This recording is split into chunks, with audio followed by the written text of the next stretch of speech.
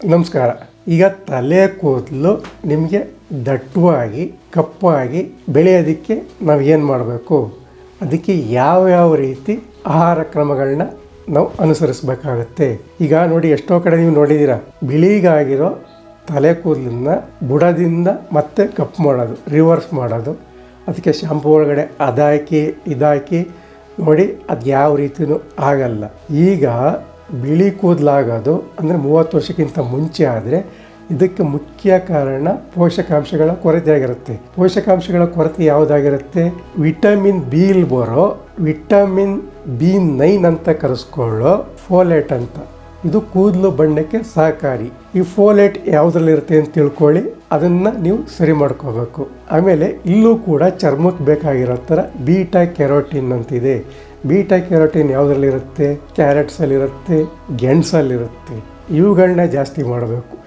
ಈ ರೀತಿ ಮಾಡಿ ಕೂದಲಿಗೆ ಬಣ್ಣ ತುಂಬಬೇಕು, ಮತ್ತು ಬಿಳಿಗಾಗಿರೋ ಕೂದಲು ಮತ್ತು ಕಪ್ಪಾಗ್ಬೋದು. ಇದನ್ನು ಬಿಟ್ಟು ನೀವು ಹೊರಗಡೆಯಿಂದ ಶಾಂಪೂಗೆ ಅದು ಇದು ಏನೇನೋ ಮಿಕ್ಸ್ ಮಾಡಿ ಹಾಕೋದ್ರಿಂದ ಯಾವುದೇ ಕಾರಣಕ್ಕೂ ಆಗಲ್ಲ. ಇನ್ನು ಕೂದಲು ಚೆನ್ನಾಗಿ ಬೆಳಿಬೇಕು, ಗಟ್ಟಿ ಮುಟ್ಟಾಗಿರ್ಬೇಕಂದ್ರೆ ಏನು ಮಾಡಬೇಕು? ಕೂದಲು ಮಾಡಿರೋದು ಕೆರಾಟಿನನ್ನು ಪ್ರೋಟೀನಿಂದ.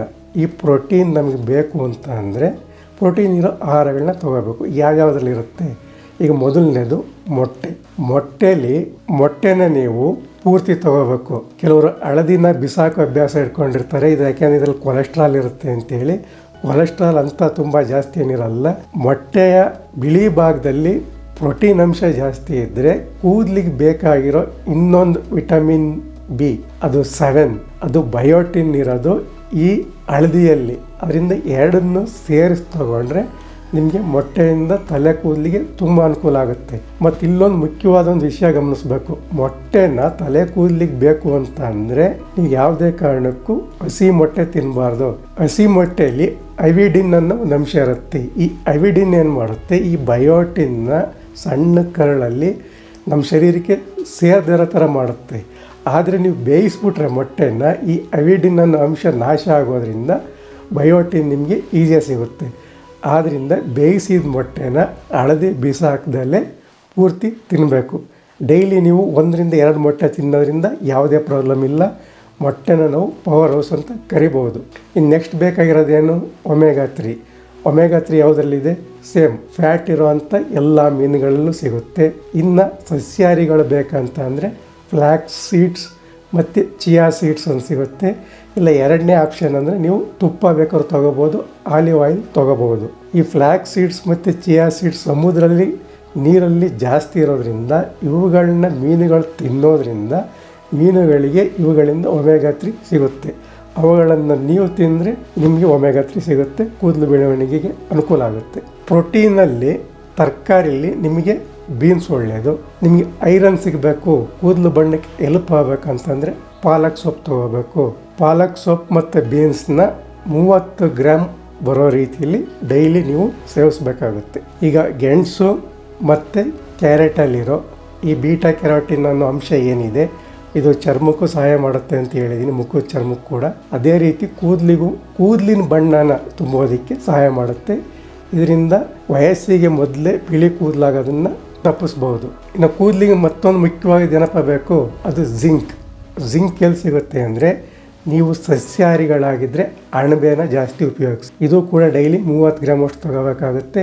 ಈ ಎಲ್ಲ ಪ್ರೊಸೀಜರ್ಗಳನ್ನ ನೀವು ಒಂದು 3 ತಿಂಗಳು ಫಾಲೋ ಮಾಡಬೇಕು.